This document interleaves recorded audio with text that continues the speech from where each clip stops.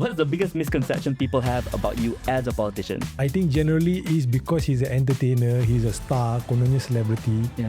he's sombong. As far as performing, I really have I don't miss it. That's a reflection of how much you enjoy what you're doing now, right? Is that what it is? I think it's a reflection of how much I let go. So being an artists are quite selfish people. They make art for themselves. Right. So I'm like, okay, now what are you going to do? You know, you spend so many years being selfish, let's try being selfless. How would you describe your leadership style? On the ground, hands on, roll your sleeves up and do work.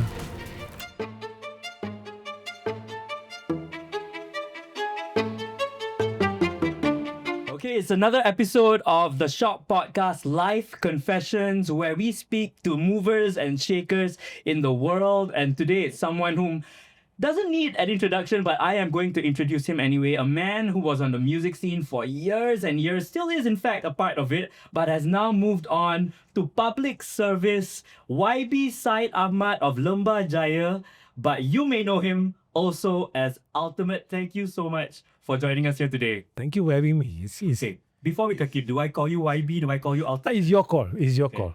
You know, one of the things that many people ask before, when they found out I was going to be speaking to you, is there any chance that the Teh Tarik crew will be getting together for one song, a reunion performance? No, I don't think so. No. I don't think so because we talked about it. Yeah. And we feel that there's four of us. If there's any kind of reunion, it should be all four. So it has to be a unanimous vote, you know. And there is a member who does not want to be doing music anymore. Right. So it's all or nothing. That's how you felt, right? Yeah. And to be clear, we just stopped making music together. We are still friends. There's no like sensational, we fight and throw stuff or get into a brawl. Right. You know, there's none of that. It's just all civil conversation. It was just, guys, I think we reached the natural conclusion of this phase of our lives. Let's go. And everybody go, oh yeah, I think so too. Okay. Yeah. Speaking about phases of life, yeah. What was your childhood like in PJ?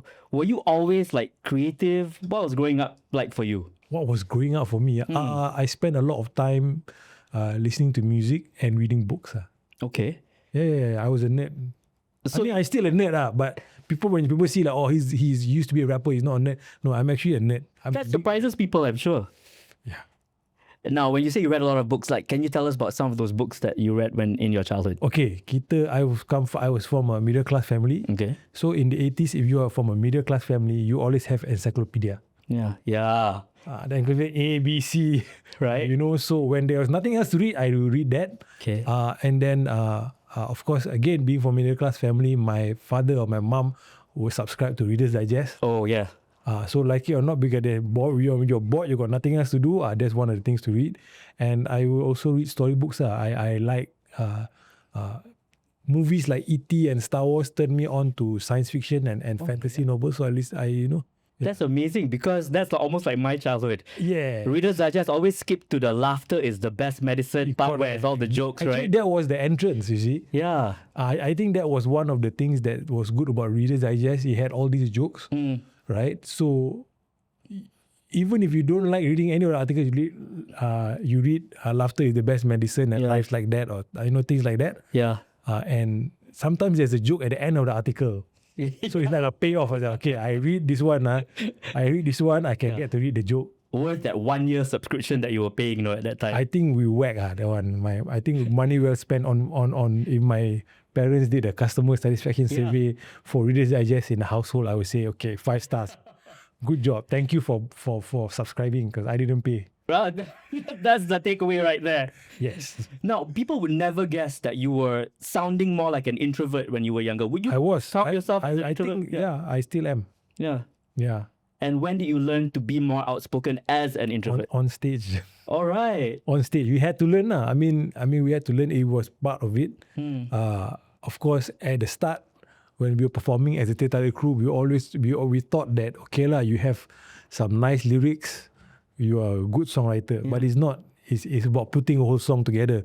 And when you're performing, if you have good vocals, that is it. It's not No. You know, it's everything is your movement, is what you say between songs and all that. So we're like, okay lah, you know, we thought we knew everything, but obviously we don't. So let's learn, let's pick up how to do this. You know, and we learn through experience and just trying things out. You know, sometimes you say the wrong thing or inappropriate things, and you say sometimes you make jokes that don't work, that's not suitable to the crowd. You think it's funny, but you know they don't share that opinion. Right. So And you that's where definitely have the we learn. experience. That's where we learn it. Yeah. I think you definitely managed to show that you were doing the right thing, because the number of people who remember your music until now, it's still on their playlist until now, from actual albums to now being on playlists on digital platforms. When you think back now, do you actually feel like the same person that you were back then? No, definitely not. How There's different? add-ons. It's add-ons. I mean, at the core of it, I think I'm pretty much the same person. But you learn along the way. You learn new skills. Your perspective changes. You know, your experiences. You know, your experiences are like a lens that you perceive the world. You know, so that is a factor, I think. So you got upgraded lah. Kind of like that. And of course, there is that. Okay, it's time to be more social. Right. So let's put on the more social. You know, and then when you're done, you can take it off. Right.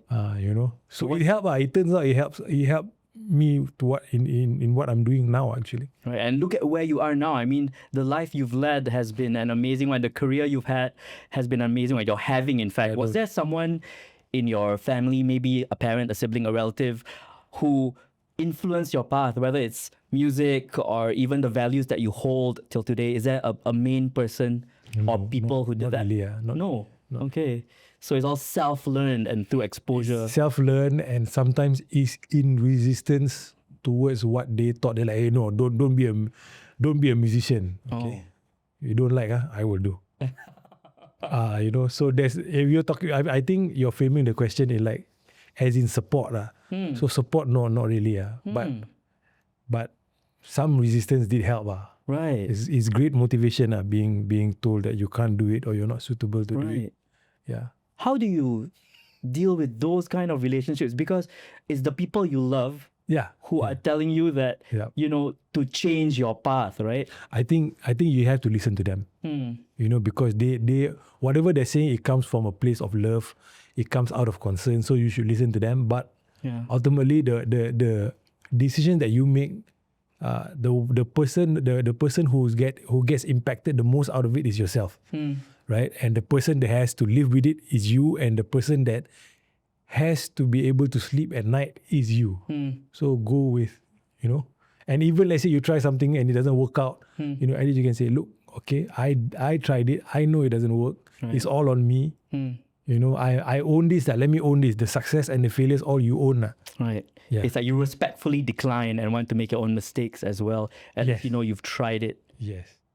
Do you feel like the choice that you made to pursue hip hop, right? Was that where some of the pushback came? Because not only was it music, but it was the type of music that you chose to pursue. Like perhaps if you wanted to become a pop singer instead. Or this face become pop singer mana boleh. Oh please, based on your following people. No man. No, I don't think so. I think it was just music, and I think the concerns that were listed to me, because it's more than one concern, I think it was valid, right? Fortunately, my parents taught me to go, okay, listen to the concerns, and you identify the problem and address the problems, address the challenges. So when they presented the list of their concerns, I'm like, okay, let me work to it one by one. Okay, they're concerned about financial feasibility. They're concerned about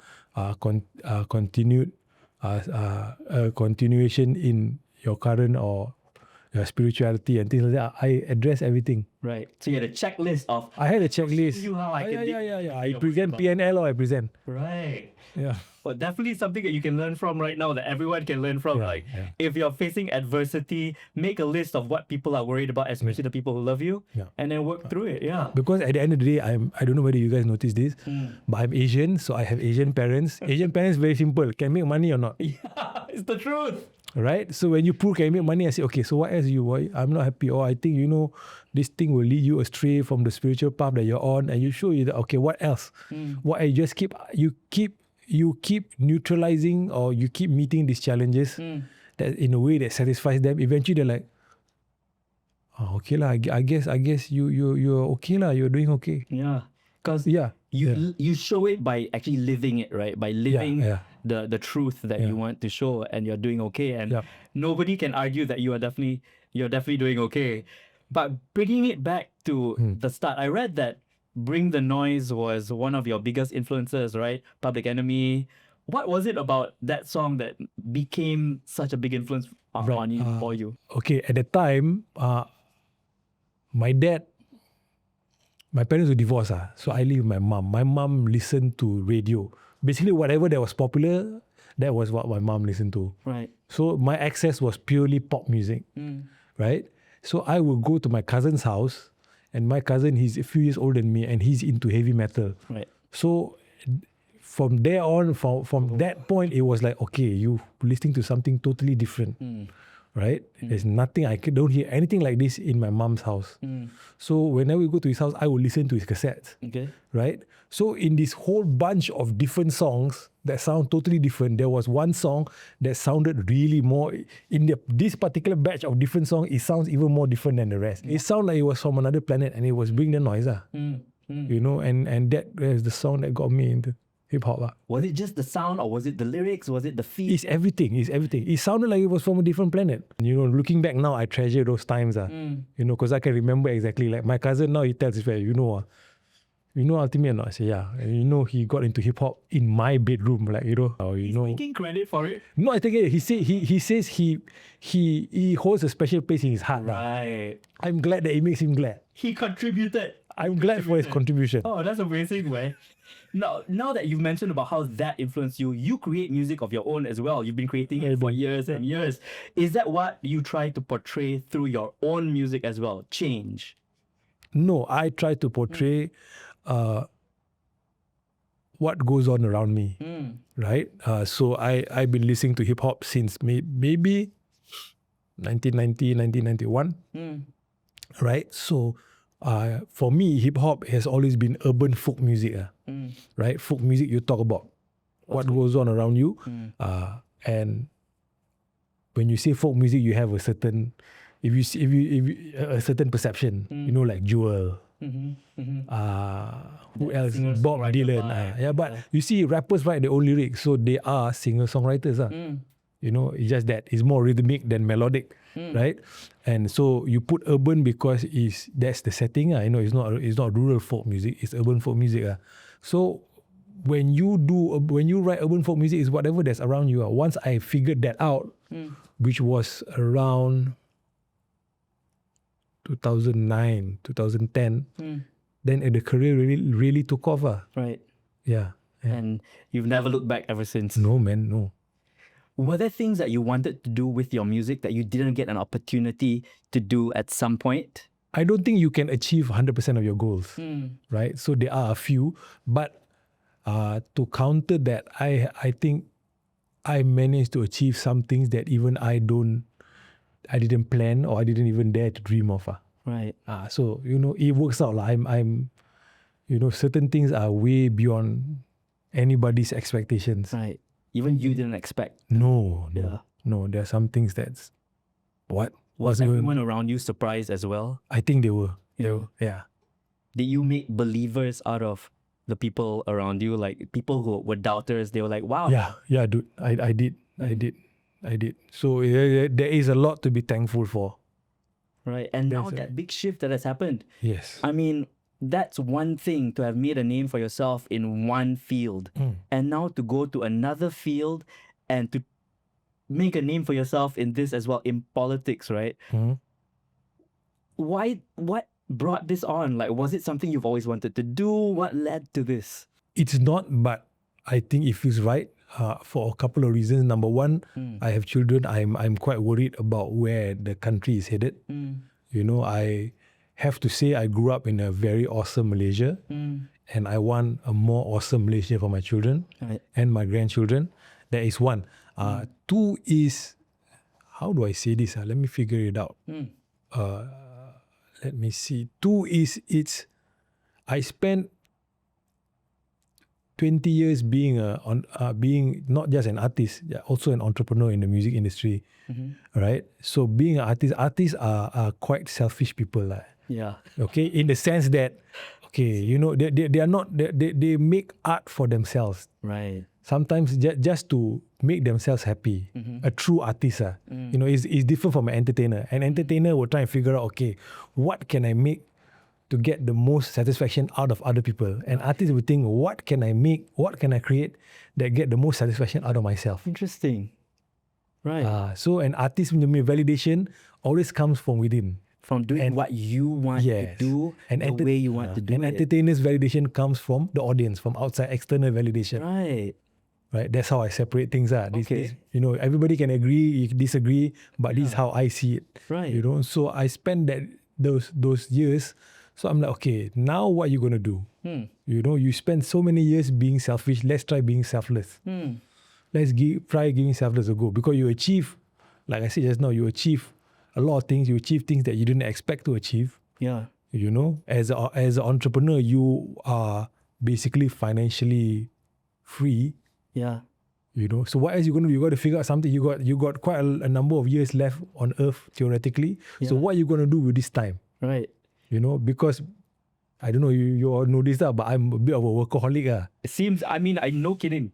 No kidding about that. Yeah. It doesn't take a lot to realize that, because based on what you've achieved so far. Yeah. So I'm thinking like, dude, if you are a workaholic and you just stop now, you retire, you're gonna make yourself go crazy, you know. So you better find something to do. Other people have like picked up a hobby. You decided to take on politics. Yeah, but I have a hobby. I have songwriting. Oh, that's true. So now that's become, That's the become hobby. the hobby. That's always the passion. Now it's the YB, Yeah. Lembah Jaya, Yes. right? How would you describe your leadership style? On the ground, hands on, roll your sleeves up, and do work. And when it comes to problem solving or issues and disagreements, what's your style of dealing with that? How do you overcome?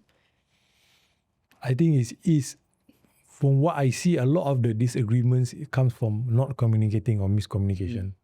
You know, from what I see so far. So trying to get everybody on the same page usually comes from being in the same room, and then it goes from there. Right. Yeah. Sitting down at the table together. You know, at the table together, and okay, look, everybody say whatever you want to say. That, you know, whenever one person is speaking, don't interrupt him. Let him get everything off. Okay, now it's your turn. Now it's your turn. Now it's your turn. Okay, where do we go from here? You know, let's say it's two parties. Sometimes we draw out 3 columns on the whiteboard, so to speak. You know, what is party A is non-negotiables, party B is non-negotiables. What is negotiable? So don't touch the non-negotiable. Let's work on the negotiable first. Sounds like this has happened a lot already. Yeah. On quite sensitive issues as well. Yeah. Does being a father influence your style of leadership? I think it does. I don't know how, but you know, I don't have enough time. I haven't done it enough time to look back and analyze it. But yes. Right. Yes. Is there a crossover of skills? Yes. When it comes to fatherhood and leadership? Oh no! I thought being entertainer and being. That's going to be the next question, actually. Yes. Yes, in fatherhood, yes. In fatherhood, yes, because if you're a parent in a family, you have a different perspective. You know, you see the bigger picture as opposed to a child. A child only sees this one, and it happens. I see the same thing in the constituency as well, with the constituents when they have an issue. To them, that is the only issue in Lembah Jaya. For me, it's one of, to put it mildly, one of a few issues. Right. You know, I want to say many also. Everybody will think, oh, Lembah Jaya ni tak best. You know, banyak issues. No. One of the few issues. Right. You know, and I don't treat them like children, but there are similarities in the dynamic, whereby if they have a problem, I want it done now. Right. Because you have to validate each person's problems, because to each person, their problem is the biggest problem. And another thing that I found out, or I've noticed, is a certain level of bureaucracy is needed. How so? The governance, You know, like if there is a problem, if it's not pressing, if it's pressing, of course, we will try to solve it on the same day. But there is going to be some problems or some challenges that will take weeks, months, maybe even years. Right.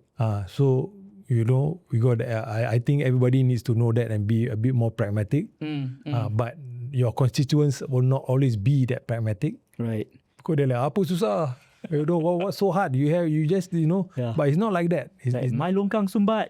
That's the most important thing to me. But every other person has an issue as well and trying to deal with all of it. Are you traveling overseas but still want to watch this episode of Life Confessions? No worries. With NordVPN, you can stay connected with us and enjoy all of the episodes as your favorite content without restrictions.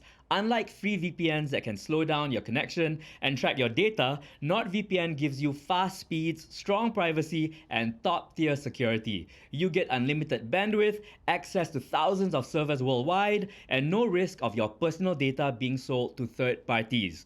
NordVPN lets you switch your virtual location back home so you can access your usual streaming platforms, local websites, and even banking services safely. Plus, with advanced encryption, your personal data stays secure even on public Wi-Fi. Right now, NordVPN has a special offer for you. Head over to nordvpn.com/lifeconfessions and use the exclusive discount code LifeConfessions to get an exclusive deal including 4 extra months on your plan. And if you're not satisfied, no worries. NordVPN offers a 30-day money-back guarantee, so whether you're traveling or just want extra online privacy, NordVPN has you covered. Click the link in the description and start browsing securely today. Coming back to the question that you thought I was going to ask just now, which is actually, is there a crossover skills between being an entertainer, a performer, and now being YB? Yes, because you're facing the public. You are facing the public, and you put yourself out there. If you have to be ready to be praised and to be criticized. Right. And you must be, you can't please everyone. Not everyone will like, what you do when you're in front. There is also the public, your constituents. They only see the show. They don't see the pre-production. This is industry punya this one kan. Pre-production, all the meetings before that. The procedures that we have to go through to fix or to meet the challenge. They don't see that. They don't see post-production also. They just get to enjoy the performance or the song, so to speak. So they get to enjoy the result. But they don't know, like, why is it taking so long? I say, because we have to go to the district office or we have to go to the local council, and things like that. So they don't really, they understand it, but they don't understand it. So it's interesting that being a rapper, musician has prepared you so much for this role that you've taken now. But I think anything, when you change careers, you will bring across your skill set. You might not use all of it, but you never know, it might come in handy. It's always useful to bring your skill set, your toolbox along. All experience can be used in one way or another. One way or another, correct. Right. Correct. You've been a very successful musician. As a rapper, you've got the album sales to prove it. You've won AJL, right? And that's proven your success. How do you measure your success now? How would you measure your success now as YB? Yeah, I don't know, man. I think again is for me when I was in music, my successes were not the trophies. My successes were intangible stuff. Like people coming up to you and say, thank you for writing our story. Right. There's things like this. Hey, there was one guy, this is one of my favorite stories. There's one guy say, Abba, come and say, Altimet, I know last time I had a crush on my classmate. Okay. So then after exams, you all went to karaoke. I sing your song because I crush on her, your chantik song. I want to introduce you to the girl. This is my wife and this is our son. Wow. So that is, for me, it's like, it's not a trophy. I don't have any of my trophies. I give my trophies away. Oh, right. Yeah. My mother got one, my manager got one, my son got one, my kids got one. Because that's not how you measure success. No, not really. I don't have when you go to the house or you go to the office, all the trophies to show. None of that. I think that would surprise a lot of people. Yeah. Maybe, I don't know. Because you measure success through how you've touched people's lives. Yeah. So maybe I think it would be important for me as a wakil rakyat. It would be the impact lah. Like I say, look, he didn't solve all the problems. Yeah. You know, I'm still not happy about the longkang, but I know he tried his best. Yeah. And you know, there was this one time we needed him, and he came through in the middle of the night, or you know. Right, because you just mentioned a great story about from the time when you were a musician. Yeah. Do you have a similar story now from what you've done so far? Someone whose life that, or is that a story that's waiting? No, I think it's waiting lah. It's waiting. Because sometimes it's not the presence of a thing, it's the absence of a thing. Your friends who've seen you grow up, right? Okay. Who've been with you along the way, are they still your friends now? Are they people that have followed you through your life to this point? There's a couple of people lah. Right. Not that many, but there's a couple of people. Okay. Yeah. What would they say about, if I asked them, what were their thoughts of Altimet and now YB Syed Ahmad? I have to check and make sure I'm saying your. I know. I call you Altimet all the time. They're gonna say it's nuts. They're gonna say it's nuts, but it's expected. We know he's gonna do something nuts like this. Were they surprised? No, not really. We know this one. You know, we know you're gonna do something nuts. But I'm mild surprised that is in leadership or being in public service.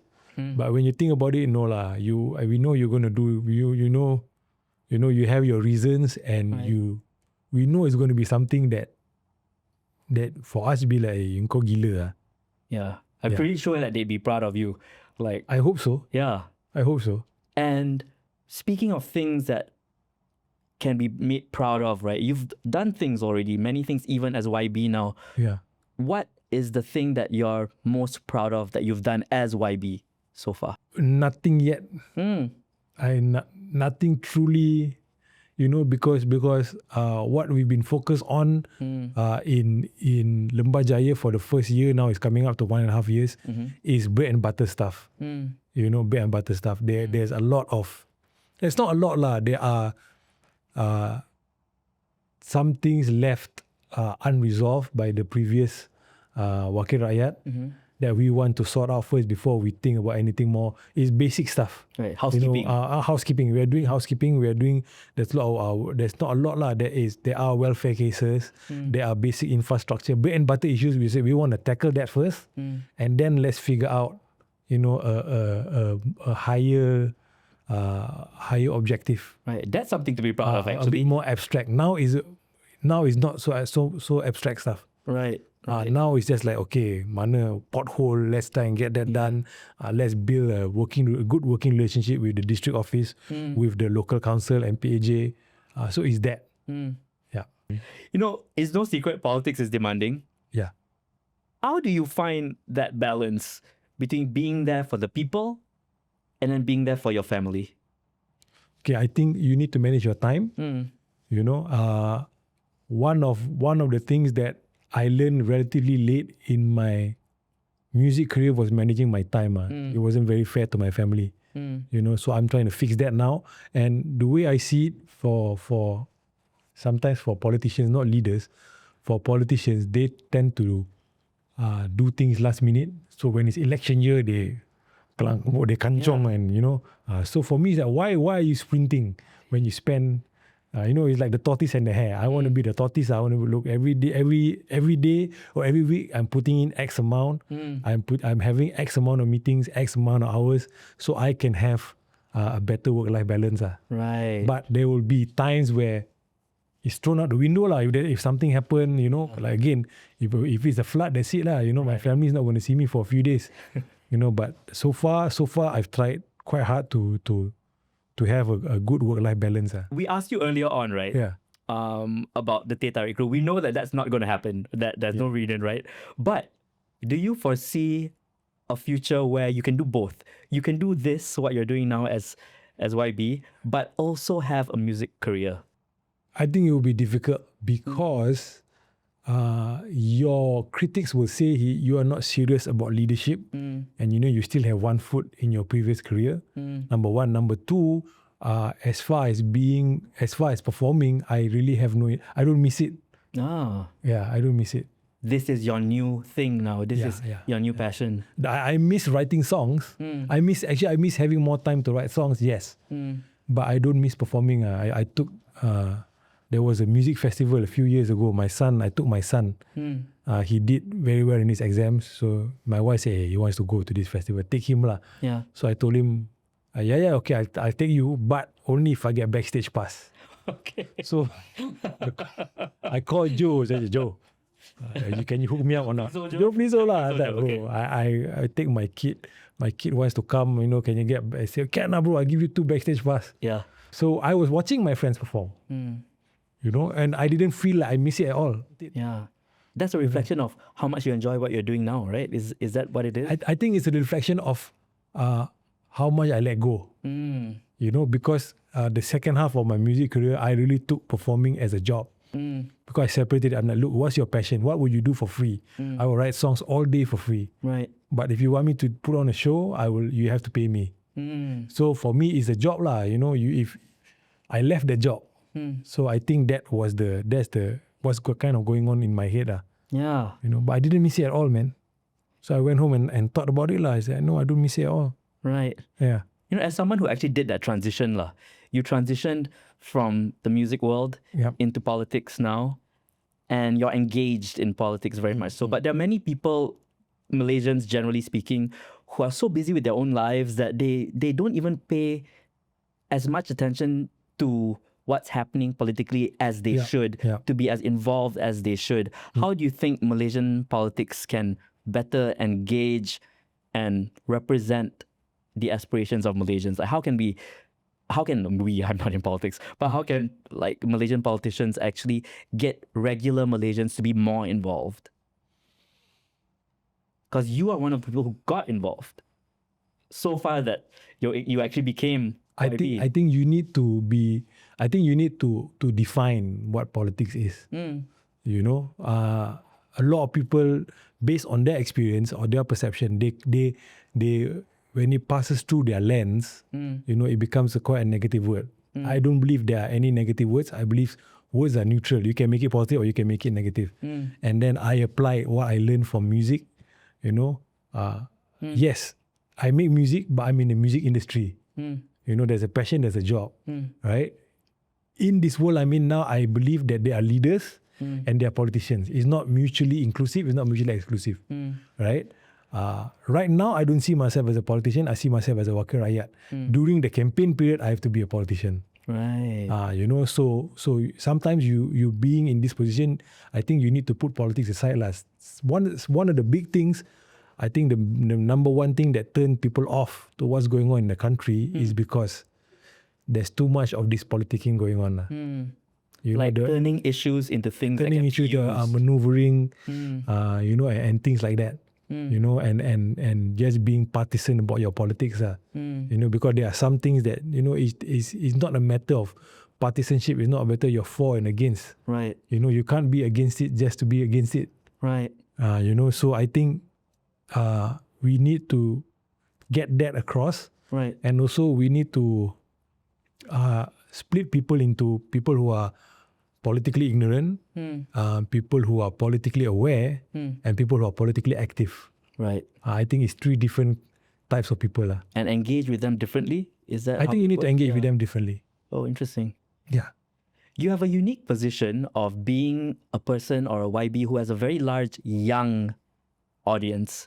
A lot of people who follow you, who are your fans and your constituents actually are very young. Yeah.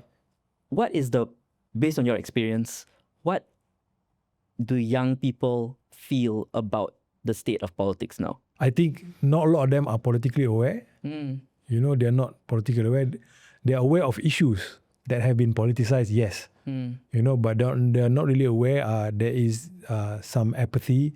There is some also negative feelings towards it, because of certain politicians, a large number of politicians actually, and it needs to change. It needs to change. I say, look, you guys don't have to be politically active, but you need to be politically aware. I said, theoretically, what is happening today with the where the nation is headed, its leadership, it's politics will affect you longer than it will affect me. I'm due to die before you guys. You know? Again, I'm going to leave this. If it's a ship called Malaysia, I'm going to disembark before you guys, theoretically lah. Yeah. Unless something out of the ordinary happens. Yeah. And do you feel that they're thinking enough? They are in the process of thinking. You know? I mean, if you're in, I think you are always developing your principles, your personality and stuff like that. You know, but of course, it's like a painting, you know. The younger you are, the more space you have to paint to fill in with colors. Yeah. You know, the more mature you are, the less you have to fill in. So they are at the point where, you know, they are willing to try, they are willing to change. Right. What do your children think of dad? Of what do your kids call you? Ayah? Baba. Okay. What do your kids think about YB Ultimate? I'm not Ultimate back home. I'm not YB back home. Just How I'm not Ultimate? No, I don't. And that's a success in itself, actually. Yeah, I keep it separated. I keep it separated. But they are always free to talk to me about it. Right. You know, we talk about some other stuff. We talk about economics, economy. We talk about, you know, world issues, national issues. You know, if they want to ask me, they can ask me lah. Right. And final question, or final long form question Long form question. is, if your children wanted to enter politics when they grow up, what would you say to them? All the best. I'm not going to stop them. You know, I'm not going to stop them. But I can, if I were to disagree, it depends on you know, my situation at the time. It also depends on the individual that want to enter. Any individual, not even my children. You know, I would say I can agree or can disagree. But you make your own decision and make sure you enter with your eyes open. You know, you enter with as much, you make as informed a decision as possible, and you enter with your eyes open. Did it surprise you? Did your position surprise you when you now having been in this position for as long as you have? Did it surprise you, or was it exactly what you thought it was going to be? I know there's something that you only encounter once you're there, once you dive in. You know, so no, not really. No, nothing in particular. I know there were things that they will reveal itself, or challenges that will reveal itself eventually. Expect the unexpected. Yeah. Right. So now the final part is we've got rapid fire questions for you, okay? So you have to answer as quickly as possible. Okay. And I have to ask as quickly as possible also, right, Shock Team? Okay, I'm going to do this. Okay, ready? Okay, YB Ultimate. Here we go. Favorite rap verse you've ever written? What is it? 16 baris. Okay, what's the verse? 16 baris, aku mula engkau habis, aku alfa, aku alif, pantunku telah jalaris. And we got a mini performance here, okay? Just for you guys. Just a mini one, yeah. If you could perform on stage again, with any stage, which stage would it be? Which stage would it be? Either Auditorium DBKL or Petronas Philharmonic. What's the biggest misconception people have about you as a politician? I think generally is because he's an entertainer, he's a star, kononnya celebrity, he's sombong. Okay. That is another one is, not to get too sensitive about it, is because he used to be a performer, he doesn't pray 5 times a day. Misconception. Right, you heard it here. If you could have dinner with any historical figure, who would it be? Miyamoto Musashi, Marcus Aurelius, and Moses. Moses? Yeah. That's a surprise. Okay. Yeah. What's harder, dropping a hit single or winning an election? I think it's apples and oranges, bro. Both are hard. If you could give your younger self one piece of advice, what would it be? Don't blame yourself. Oh. Think better of yourself. And I think that's something that we can all learn from. Yeah. Actually, that's great advice for everyone, yeah. If you had the opportunity to make one change as Prime Minister of Malaysia for a day, what would it be and why? One day only, then I charge. One day, yeah. So you won't be blamed after. That's very important, no? Yeah, one day. For one day. For one day only, I would remove petrol subsidies, fuel subsidies, and I would shift all that money towards healthcare and education. Wow. So we subsidize quite a number of things. Food, fuel, four major things: food, fuel, education, and healthcare.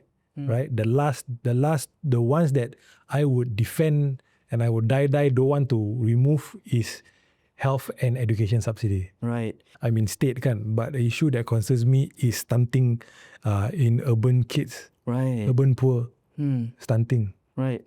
right? Just simply because they're not getting enough. Yes, we will. I worry that we will have a generation, which is my children's generation, whereby your physical height will give an indication of your social class. Oh, I feel that quite personally. No, it's different now. No, it's different. But No, I it's, said we're you're talking talking about about serious nutrition, stunting. I think you guys yeah. should Google it Yes, and yes. look at stunting among the urban poor. And it's a legit issue that's It is getting more... It is a legit issue. Right. It is a legit issue. Which is why you definitely want something to be done about it and as soon as possible. Yes. Wow, something to think about, and sending us on a Program Susu Google Sekolah. search after this program. Susu Susu Sekolah. I remember the brown and white boxes. Yes, the packs of 6. I remember very Packs of much. 6. Thank you You ada for program this. Susu ada tak? No. Oh, Tak sometimes ada, right? It's us. It's just us. sometimes your luck not good. You get susu basi. Always. If you order a pack, all right, there's one. You just have to be ready for it. Why is this milk slightly sweeter than the rest in a strange way? Thank you for this walk through the future and also down memory lane. It's been awesome. Thank you, YB. Thank you so much.